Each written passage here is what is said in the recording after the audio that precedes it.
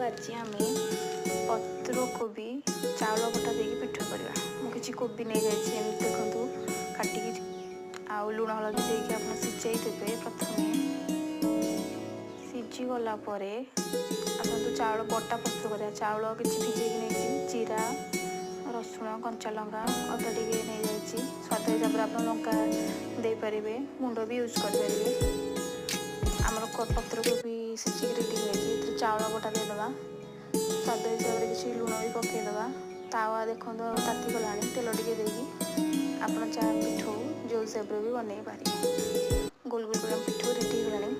चलते 700% खंडे टीवी देखुं खाया दबा टेस्ट कर केमती बो पत्रकोबी पिठू केमती बो तो भल लगे। चलते मुझे टेस्ट करदेवी जल्दी जल्दी फटाफट टेस्ट।